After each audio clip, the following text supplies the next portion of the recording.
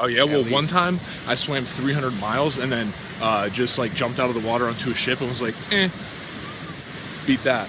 Well, did I tell you about the big blue whale I made friends with yesterday, who I was riding around the coastline? Yeah, my big blue whale, who I let come get you, and then I demanded it come back. Yeah, that you played no part in. No way. Yeah, it's my super mammal. You know Daryl, the big blue whale? He's mine, yeah, super mutant. You own him? Fuck yeah, I own him. I thought he was just a guy who helped people. No. Wait, dude, are we thinking of the right Daryl? We have the wrong Daryl.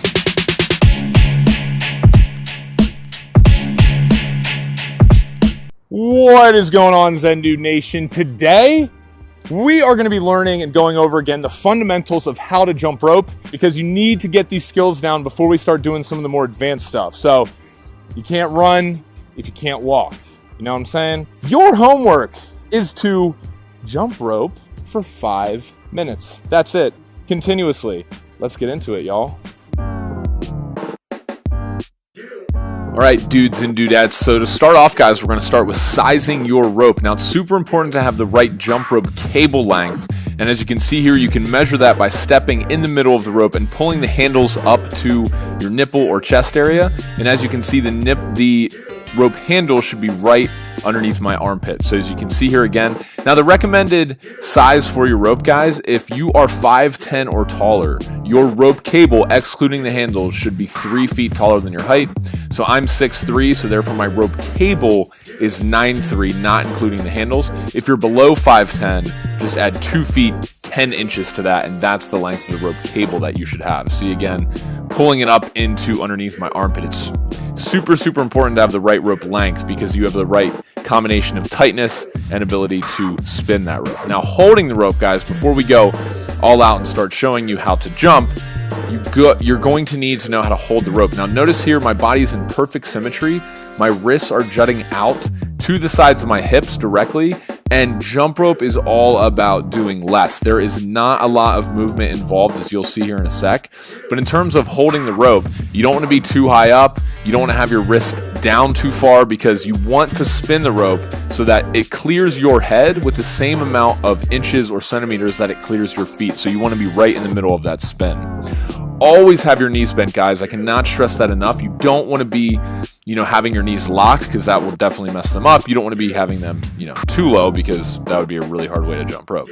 Anyway, next up, guys, we have get up on your toes. Okay, so with bending the knees, guys, you want to make sure that you're up on the balls of your feet, on your toes the entire time you're jumping. You never want to be flat-footed, okay? And as you can see here, I'm jumping and I'm on my toes the entire time, and my feet are not coming any more than at the most 2 inches off the ground for regular bounce. So somewhere in the range of 1 to 2 inches is all that. And as you can see, I start going faster, and it requires that I actually jump lower to the ground. So now, putting it all together, guys, spinning the rope, check out my body movements here. As you can see, jumping rope is all about doing less.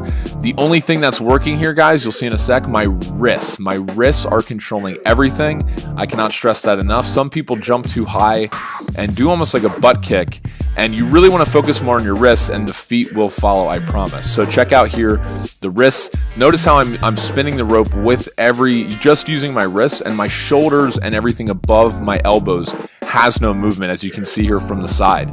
Look at that, perfect. Up on the toes, knees bent. I'm swinging the rope. Everything is controlled by my wrists, and I'm making sure that everything is staying nice and tight. So go ahead, guys. Trust me, I was not, and Brandon was not that good when we first started, and that's totally fine. I know I say this in every video, but it just takes some practice. So next, what I want to talk to you guys about is how can you just start doing this? What I'd recommend is that you guys start practicing 3 to 5 minutes a day to just get the fundamentals down of this regular bounce, because this, from here, if you can spin the rope fast, you can not only get an awesome body, but you can do more tricks and make it challenging. See you guys on the next Zendude Fitness tutorial.